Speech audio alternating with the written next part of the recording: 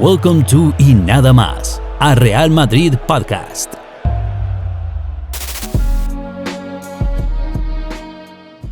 All right. Hello, everybody, and welcome back to Y Nada Más, a Real Madrid podcast.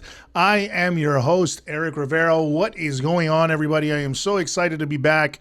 Football is back. And by football being back, I mean Real Madrid is back. Let's be real, because it is the greatest team in the world. It is the greatest team in history of football. And, it is, of course, when they're back, when they start playing, that is when football is back. So we're back, ladies and gentlemen. So before I get started I have a whole, thing, obviously about the Barcelona game, and then obviously about, the transfers and different things that are going on right now.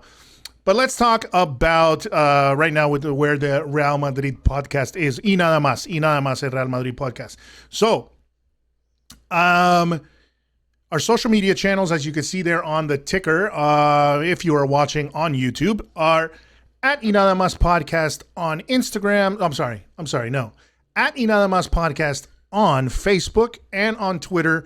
And thanks to all of you, we already have more than enough subscribers now to have the vanity URL on YouTube. So now if you go to YouTube, youtube.com/Y Nada Más Podcast, or if you look up Y Nada Más Podcast on YouTube, you will find our channel. So I thank you guys for that. We thank you guys for that, for subscribing and whatnot, so that now we have obviously the video version of the podcast and we have the audio version of the podcast. So if you're listening to the audio version of the podcast and you have a YouTube channel, if you have a YouTube channel, please, guys, even if you don't use it as much, but I doubt that you don't use it, because I think everybody goes on YouTube to look at something at some point. So if you have a YouTube channel, do us a huge favor. Go on over to Y Nada Más Podcast, hit the subscribe button, and you'll be notified, or you'll see our videos. Give a look-see at the old videos that we have there. We're going to be uploading different content, of course. I'm going to be doing now, that this season's not officially started yet, but that we're starting to see Real Madrid playing football again. We are going to, I'm going to be doing quick takes, and who knows, we'll add some other stuff on there as well. As you can see, if you're watching the YouTube video right now, we upgraded our cameras in the studio. This is just one of the cameras. We haven't upgraded the microphone. I'm hoping that I had to do a whole bunch of stuff. We had to do a whole bunch of formatting discs and everything after last season, because of, so much of the video that was recorded. And we did a whole cleaning of the hard drives and everything, because what I really want to be able to do is start doing some live streams as well. Maybe watching a game together or whatnot. Obviously, we can't, show the games, but watch it together, chatting, seeing what's going on, some reactions, stuff like that, just some different content. So I really want to do that. I'm going to see if, the current rig that we have, the current systems that we have in place can handle doing, I want to do it right. So I want to do it at a high resolution. So hopefully, if the current system doesn't hold out, then we're going to be springing for some more stuff to get that going. So with that said, unfortunately, I know that we have, I believe, we start the season either on August 14th or it's August 14th or August 10th. Or is it August 17th? I can't exactly remember because I don't have it at the top of my head. I was trying to record this yesterday. I had a whole we had a whole bunch of issues with the equipment, and so I decided it was like really late at night. So I decided it's Monday now when I'm recording this, because we had all this stuff ready to go, and then it started crapping out. It was being a real asshole, the computer. And so we decided, let's leave it. It's too late, and I scrapped it. So I don't remember everything I had on my notes yesterday. So I have some different notes today. But anyway, I am actually going to be out for work. It sucks because I'm going to be traveling for work. I'm going to be in Europe. I'm going to be traveling. Unfortunately, not going to be going to Spain. I would love to, and hopefully catch a game when I was in Spain, or if I was in Spain. But I will be in Scandinavia, so I will be traveling through Copenhagen, Helsinki, Stockholm. I'm going to be in a bunch of different places there. In the Baltics, going to Latvia, Lithuania, a bunch of different places there for work.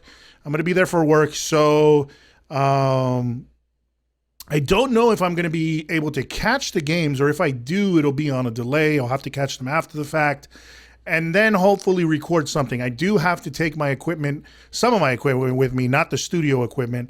So I will be taking this camera. I will be taking another camera and my cell phone. So one of those things is going to have to make do to hopefully make some content and upload it to and give you guys a podcast. It might not be right after the game, and I'll have to watch the game first if I watch it on a delay. But since I'll be in Europe, I'll hopefully be able to catch it at the same time it's usually going on there, so it'll be in the evening. But I am going to be on a ship, so essentially it's going to be moving. So who knows if I'm even going to have connection while I'm out at sea, and we'll see if that happens, if that works out. If I can get, if I can watch the game. If not, I'll have to watch it like when we're in port, and then after we're in port, I can see, and then I can try and record something right after and then upload it. But I'm going to try to get some content to you guys while I'm out there in Europe. Anyway, so besides that, what else do I have to say? That's about it for all the updates. We're back. Football is back, which means, I'm back. We took a break. A lot of us, I got my family. My kids are running around right now. I don't know if you guys can hear them. They're screaming. They're playing with the dog, and then I have, the guys that work with me. Well, Trambach is, out over there in India. He is doing his thing. He's writing for a bunch of different places. He's going to be writing for us, of course, and continue on and show up on the podcast, Halal, as well. So we took a little summer break, and then my friend Carlos here that helps me with the edits on Instagram and some of the other stuff behind the scenes. And then my editor, Adrian, is also helping out. But he was on vacation as well. So we're back now. Anyway, let's talk about Real Madrid versus Barcelona. Let's talk about the game because, Real Madrid versus Barcelona, it's a preseason game, but due to Barcelona's situation as of late, when it comes to winning trophies, we know it's been or lack thereof winning them, they are simply happy any time they can beat us. So Saturday was no exception. They were. You can see it in the media. If you guys are following on Twitter, I know you guys are because I talk to a lot of you guys on Twitter. So if you guys are on Twitter, you'll see that Barcelona plays up a lot of the stuff that they're doing. They're playing up. They're making a big deal out of a preseason friendly. But of course, that's what they do. That's what they've done out of late. Games that are irrelevant in the grand scheme of things have become the only thing that gives them any joy. And so, of course, they're going to take this 1-0 win as some huge accomplishment. But we'll see how the season plays out and how the cookie crumbles. It seems like the more talkative they've gotten over the last few years, the more Real Madrid has been able to get the one up on them. I don't, this game was really no indication, I feel, and I think Madridistas, you guys got to take this all with a grain of salt. You could see that there were experiments being made, there were players being tried out, there was a bunch of different stuff that was being, we were moving players around, we were attempting different things. Benzema wasn't there, Carvajal wasn't there, so, be that as it may, we still do want to win against Barcelona, but we want to win when it matters. And so hopefully we can win when it matters, and they can continue to gloat about these nonsensical things and these non-competitive matches, because when they beat us 4-0, I don't think they weren't really in the title race as much, if at all. Champions League was a distant memory for them. So Real Madrid really didn't take that game seriously. I was angry at the time because I think anytime it's in LaLiga, we definitely want to take it seriously. But for a preseason, I understand that you're going to experiment and do things and move pieces around. So I wasn't too angry about that. So let me give you my impressions of the game, right? So initially, right away, and one of the things that stuck out in my head when I watched the game was that Lucas Vázquez felt like a liability from the get-go. This guy, he's grown on me. He's an important utility player. He bleeds Madrid. He loves Madrid. He's done things. He's had, his moments, and he's done some great stuff. But he is a sub. He is a utility player. But yeah, he's one of those players that you do want, I think, have on the bench. But to be a starter, especially in a game against Barcelona, against, in place of Carvajal, Lucas Vázquez is not a right back, a solid right back. He's not a solid right winger. He's in there sort of to fill in the gaps, and he does a good job. That's not trying to say that he's not a good player, but he's a good player for what we need him for. He's not a world-class player, somebody that's going to, make the headlines. But during the game, he was a liability from the get-go. He was unable to deal with the press, with Barcelona's press. I think they felt that. They saw that that he was nervous, and I think they also detected the nerviness from Militao, who unfortunately seems to be having a lot of nervy moments, especially towards the end of last season. And he's come back, and he still seems to be a little bit nervy right now as well. Hopefully that doesn't carry over into the league. I mean, we still are just beginning. This is just preseason, so we'll see how that plays out. But yes, that nervousness combined with the pressure from Barcelona, they couldn't play out of the back, and the press got to them, and Militao ends up making a mistake, of course, passing the ball to the center, essentially, and inside his box, and Rafinha just picks up the ball, scores a banger. Let's be real, it was a banger, but he was gifted it on a silver platter by Militao. So that was what leads to the first goal. If we talk about the debuts, I really liked Rodrygo. I liked his passion. I liked his hunger. He really, I think, hit the ground running and at least came in wanting to show that he belonged there, and I felt he did. It was strange because obviously we all know now that Ancelotti for some reason put him there as a left back. Well, not for some reason. Now we know that reports have said that the reason he was playing as a left back was because David Alaba had asked Ancelotti to leave him as a center back. So I'm sure that Ancelotti gave him his wish and then decided, I'm going to try Rodrygo out as a left back. Apparently, he's going to be trying to do that. He was seeing if Rodrygo could do that because, as we saw last season, he was using Mendy and Alaba interchangeably, as he used Mendy as a center back on some occasions, but mostly as a left back, and then Alaba as a left back some occasions as well. So he's trying to see if Rodrygo can do it. I thought he did a pretty good job, obviously holding back Rafinha and giving, not letting Rafinha make the runs into the box that he wanted to make. He stuck with him pretty much every step of the way. He made a dashing run into the box and then took a shot on goal that went wide. But he has that attempt. He has that aggressiveness, and I liked it. I liked what I saw from Rodrygo. And I have to say this, because when they switched them out, so yes, we know that David Alaba can play the left back position. But, I think he's a bigger asset as a center back. Who knows? I mean, I also liked what I saw from Nacho when he stepped in. And I think he had a better game than Militao. And Nacho just is one of those guys. He's got the loyalty. He's got the hunger. He wants to be there. He's got a strength there, man. He's got that desire to always want to show Madrid that, he belongs there, and, he loves this club with all his heart. So I think he always plays well when we need him to play well, and he shows class. So I liked him. I thought he was better than Militao when he came in.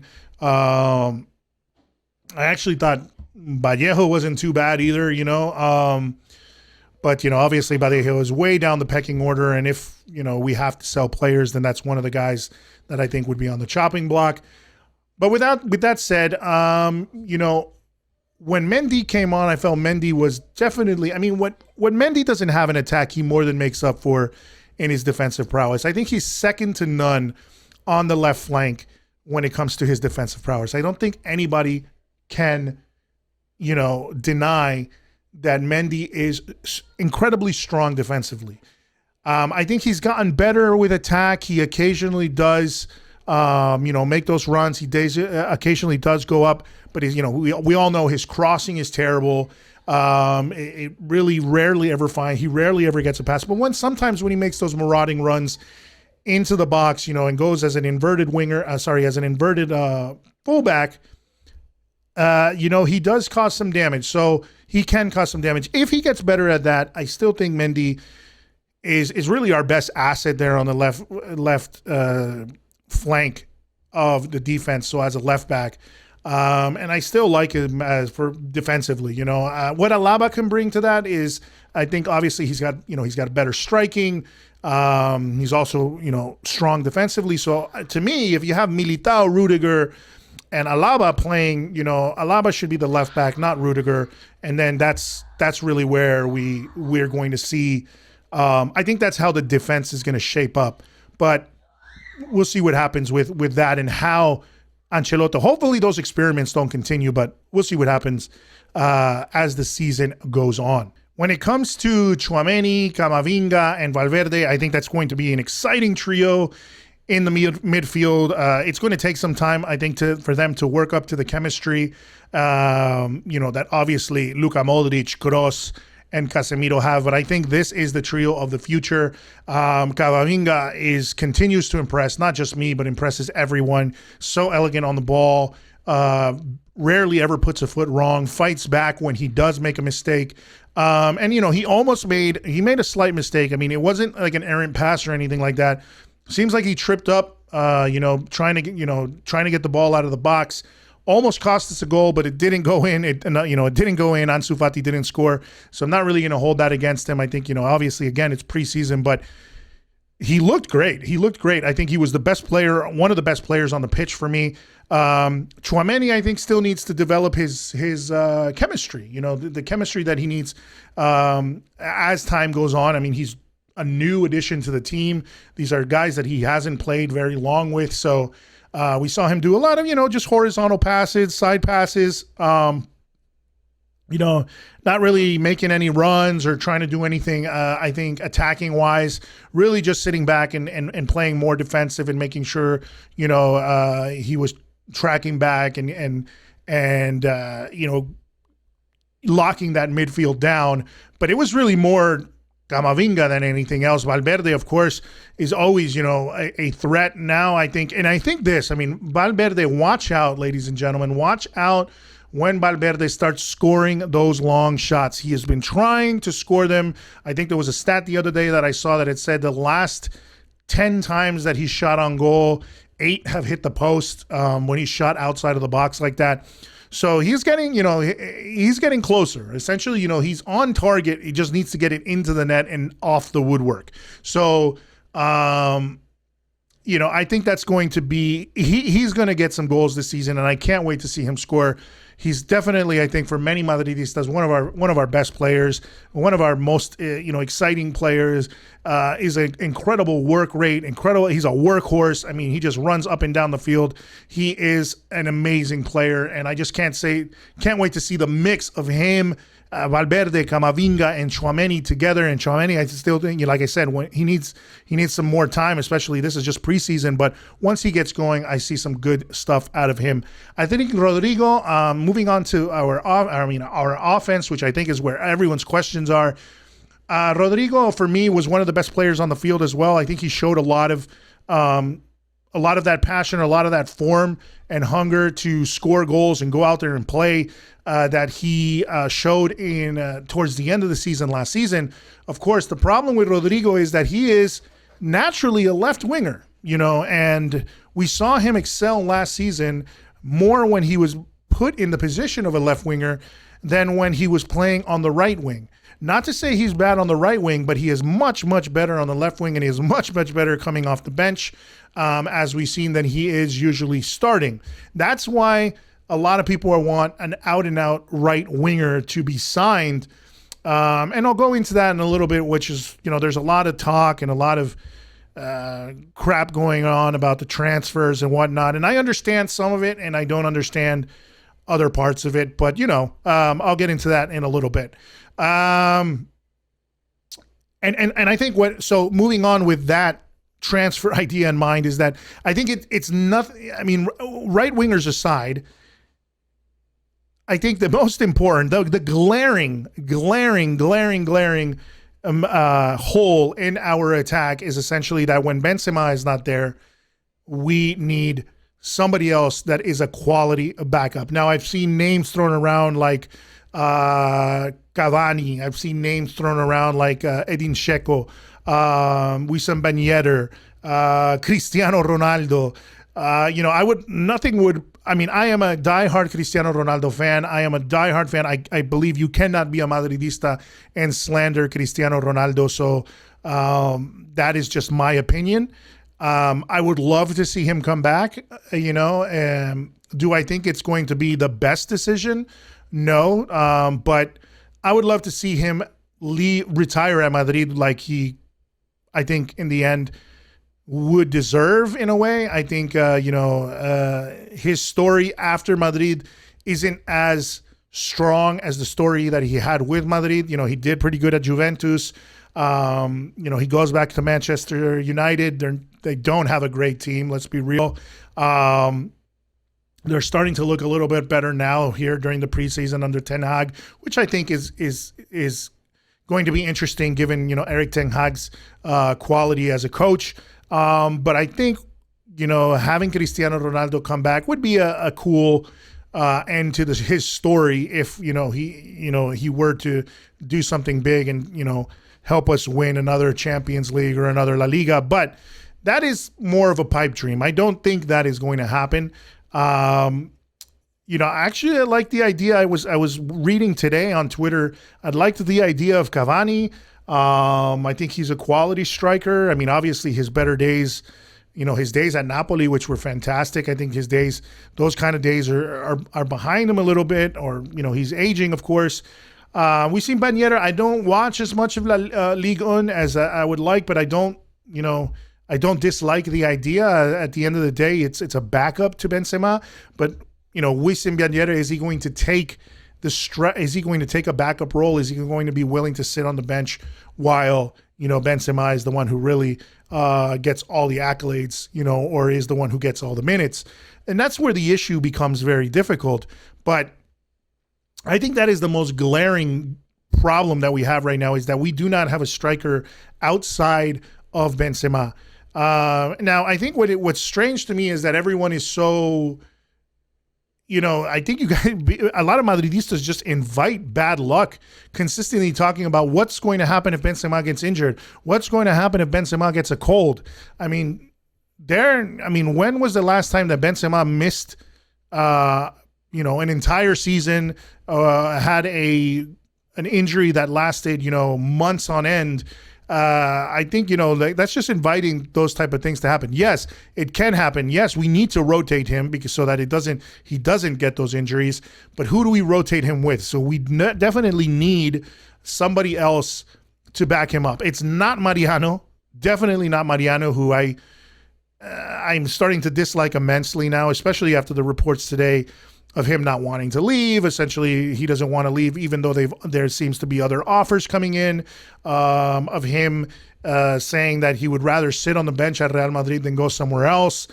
It's strange to me that a professional football player would do that, knowing that your job really is to play football. Your job really is to go out there and play, not to sit on a bench and let your best years pass, So it's strange to me that he's doing that. I understand wanting to be a part of a club that has won so much, but it's just strange. I mean, I know he's part of, yes, he He is part of the academy. He has, he's come up with in Madrid. But I just think, as a football player, you would want to play some football, and it doesn't seem like he's going to get a chance to do it here. They're looking at him as a third string. They're looking at getting somebody else. So if he doesn't leave, they're going to get somebody else, or try to get somebody else to even put in Hazard as a false nine before even going towards thinking of putting Mariano out there. So I just don't understand that mindset. It's just sitting on the bench, and I wrote it today on a tweet. It's sitting on the bench, knowing that you're not going to have minutes, collecting a paycheck, telling everyone you play for Madrid when you don't really even play, and it's just kind of it's making yourself a villain at this point. I think it's if people liked you, or even if they kind of were indifferent towards you before because your form wasn't great, and they didn't think you were not that you weren't quality for you. I always like to say, I never like to say that players are not quality players, because they're obviously professional players for a reason. I mean, he showed, that he could play when he was at Lyon, which is why we brought him back. But we didn't expect Benzema to have the season and have the game, the form he's been having, since Cristiano left. So it's not his fault, obviously, that we brought him back. And then, now he's not playing. But you would think that he would want to go on somewhere else where he's going to get those minutes. And the thing is, it's not that he is a bad player. I think he needs more time to play. He needs more minutes. He needs to get back his confidence. But he's not going to get it at Madrid, He's not going to get it at Real Madrid, and he should go somewhere. I don't think he's Madrid quality. That's the difference. I'm not saying he's not a football player. He's not even good. He should be doing something else. No, he should just be plying his trade at a team that isn't Real Madrid and does not have the expectations of Madrid. It's the same thing I feel about Asensio. At this point, he's also one of those guys who's making himself out to be a villain. When people used to I used to love Asensio. I thought he was going to be a star. I have I think a Reddit post that I still see every occasion pop up where I write, oh my God, I love this kid. He's scoring some bangers, all this stuff. But that was before his injury in 2019, and he just simply hasn't come back from that. He doesn't have a good attitude on the pitch. I think he looked decent in the game against Barcelona, missed a sitter, in my opinion. But besides that, he scored some bangers with those left-footed shots. But I say it again, if that's all you can bring to the table is occasionally scoring a beautiful left-footed shot, you really are. You're a one-trick pony. You're not somebody who's going to excel. And that's where I think, these two guys have already sort of outworn their welcome, and it's just going to get worse for them. And I don't like to talk shit about players. I really don't. But I think at this point, it gets to a point where you're sort of inviting the animosity towards you because, Mariano not leaving and Asensio not leaving take up positions for other players that could possibly come in. Whether it's, because of the wage bill, it's just the way things are. And I think at this point, they're not being as counted on. I think Asensio could be a little bit more counted on here and there, but, he's going to give you a great game every 5 or 6 games and then disappear for the rest of the time. So that's not something that we can really have at Madrid. But aside from that, I think the rest of the team, for me, I think the rest of the team is where it needs to be. I definitely think, like I said, I think the striker and the right wing is necessary. I agree with you guys. I agree with the fact that we need these players. An out-and-out right winger, I'm not so worried about that. I mean, I've heard names like who is this? The young guys like Cherki and Guri from Ligue 1, from Nice and from Lyon. I would love to see those guys, come by but it's a difficult situation to be in because I think at this point, at least for the striker position, and I've talked with a couple of you guys on Twitter, it's difficult, I think, to find somebody who knows from the get-go that they are going to play second fiddle to Benzema, that they're going to get very little minutes unless, Ancelotti decides to rotate or we're playing Copa del Rey in the early stages. That is going to get very few chances to really play unless it's coming on at the end of the game, really to just give Benzema a breather. And on the off chance that Benzema, God forbid, suffers an injury or something like that, those are going to be the times that you're going to get a chance to shine. For a young and hungry striker, maybe that might make sense because they're like, okay, I got to make a name for myself. I'm going to be making a name for myself at Madrid. But for anybody that's established, for anybody that we're thinking, is a great player, a great striker, they're not going to do that. They're not going to come here for that. That's why I'm saying somebody like Ben Yedder, who plays consistently at Monaco, I don't think he's going to come and do that here at Real Madrid. It would be a testament to their passion if they did do that. I think guys like Cavani, guys like Edin Dzeko that are sort of getting to the higher up in their age and they're on the kind of they can come on as substitutes. I think those guys are a little bit better suited for something like this, and hopefully that might be something that we'll look into. But there's really slim pickings, So I understand that many of us Madridistas want this and see it as a glaring problem, but there's so much slander out there. It's like, it's just, it's already back to the Florentino shit, like, the board sucks and all this kind of stuff, man. It's slander. The amount of slander that Madridistas dish out is pretty nuts. But I mean, let's be real. Some of you guys are assholes, and I mean that nicely, because Madridistas, we can be assholes because we demand perfection. We want perfection. But that desire for perfection is a double-edged sword. It can cause problems, and it can lead to, this sort of toxic banter that happens sometimes that I think is pretty ridiculous. There's no need to just fucking just get angry at everybody because, yes, there is one issue that we have, but we just won the Champions League. We just won LaLiga title. We want to win more. I think with these younger guys are going to want to continue to show that they can win more. I think Vinicius, Rodrygo.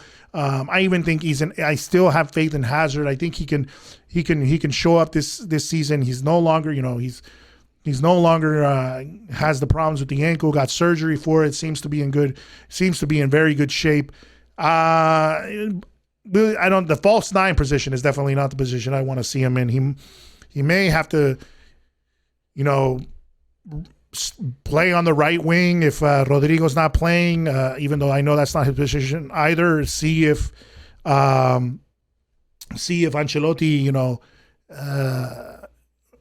plays a different system and puts him behind Benzema, and puts him behind his striker. We'll have to see how that plays out. If he starts him instead of Vinicius, or starts Vinicius on the right instead of and then has Hazard on the left. We'll see what happens. But I think he'll bring some stuff to the table. I wouldn't discount him just yet. Is he going to be the Hazard of old? No. I don't think that's going to happen. But is he going to show us some sparks of the talent that he once had? I do think so. Stay tuned for it. I really believe that's going to happen. If I don't, you can come back and call me a dumbass because, hey, I'll invite it. Barcelona transfers, guys, I really don't want to comment too much on this shit. Everyone's been talking about it. I think too many Madridistas have been way too focused on the Barcelona transfers, more so than the Real Madrid, like their own team. Like, oh, how are they doing? How are they doing this? How are they making these payments?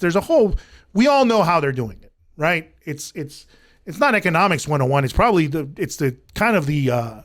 think one of those things that could be like how not to run a club, because and I said this on a Twitter post at one point. It's like, how are they doing this? It's like, here in the States, you go into rough neighborhoods, and a lot of people like to, it's kind of like the whole fake it till you make it kind of mentality, right? So you have a really shitty house, you got, you have a lot of unpaid bills, collection agencies are calling your phone, trying to tell them that you owe them, you owe your credit card, you owe a bunch of different stuff.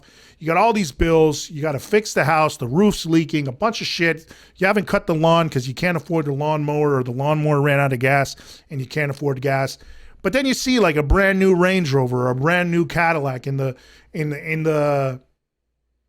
I don't know, just a brand new high-end vehicle in the driveway, because the only thing you're doing is focusing on making the payments for that, so that the bank doesn't take away that. They can take away your house. They can take away, I think Iñaki Angulo, who sometimes I like him, sometimes I think he's a little bit of a prick, but he was talking about how like, you're basically saying, listen, I need 300,000 euros or whatnot. Let's say dollars in this case, $300,000. So what I'm going to do is I'm going to sell, a kidney. I'm going to go and give some blood. I'm going to prostitute my daughter. I'm going to,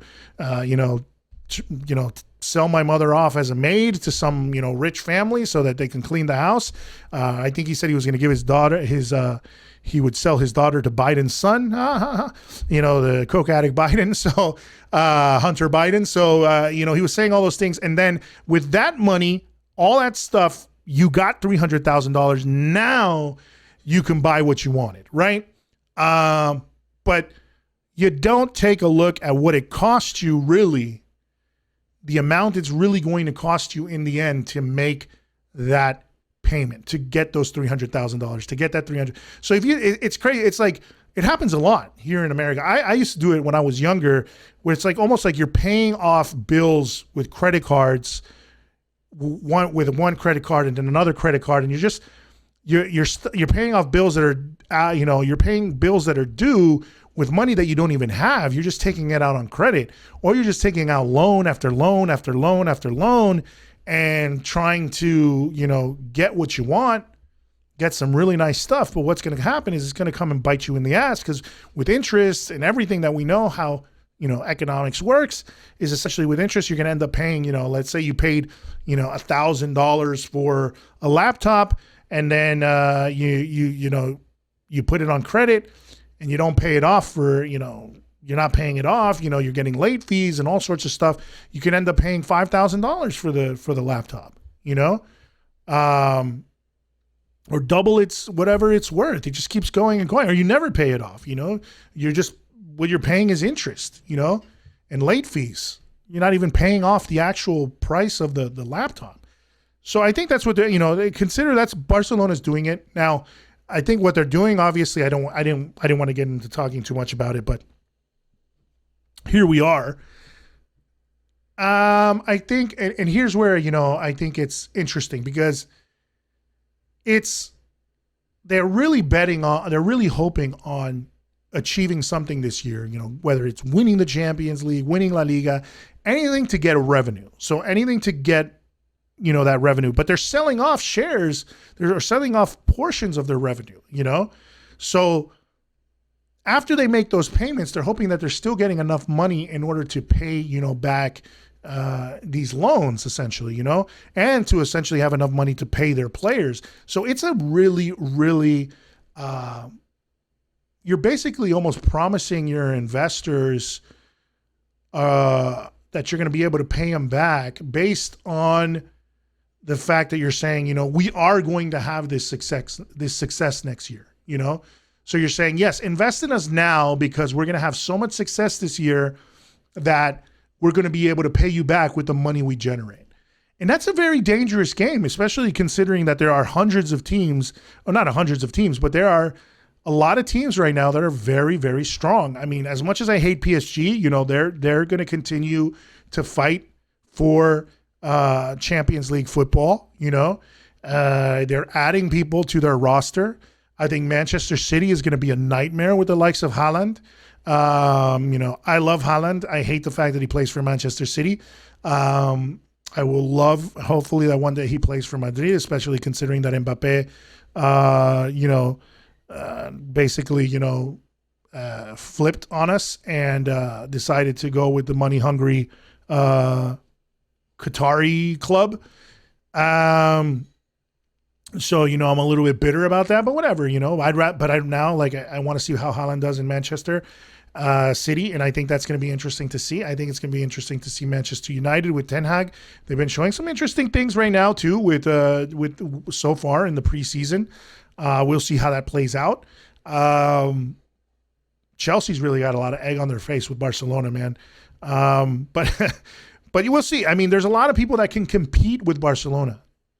So you're really betting on a future that you can't guarantee. You can't guarantee that the things are going to go your way. And if it doesn't go your way, God forbid it doesn't go that way for Barcelona, because they're going to be screwed.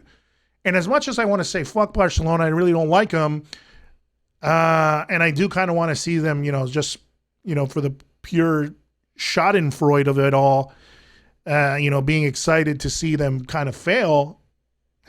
If they fail, I mean, they fail, but it's not good for La Liga, in the end. Because, so many of the teams in La Liga are struggling right now with the exception of Madrid, So, but in the end, so let's go back to that. In the end, let them make these transfers, guys. Just let them make these transfers. They're the ones who are dealing with all these issues, and if somebody's going to step in and investigate it, let them investigate it. If not, the only thing that Real Madrid can do is play Real Madrid's game, which is continue to play the way they've been playing, continue to, grow these guys like Camavinga and Vinicius and Rodrygo and Tchouaméni and this new defense and everything that we have there. And we got to worry about us, right? And yes, we need to make some transfers. I think, like, get a good backup striker, get a right winger. Although I think that's not as necessary, but definitely a striker. But you know what? Like it or not, guys, it's good for La Liga to be back with with Lewandowski coming to Barcelona. It's good for La Liga to have Lewandowski and Benzema, two of the best strikers in the world at the moment, going head to head once again in La Liga in the two biggest teams, Barcelona and Real Madrid. I think it's good for La Liga, and it's good for Spanish football. Even though I want to see them dusted and I want us to beat them every single time, it brings intensity back to this rivalry, right? And we saw it already with Rudiger and Araujo. It's already getting spicy, guys. It's already getting back to being interesting again. And as much as, listen, Barcelona is always going to be a pain in our ass, but they're always going to be, guys, the eternos secundones, because they're always been that. They had Messi, they had Neymar, they had Luis Suarez, and they still are. They're even further behind us now with Champions League trophies than they were before.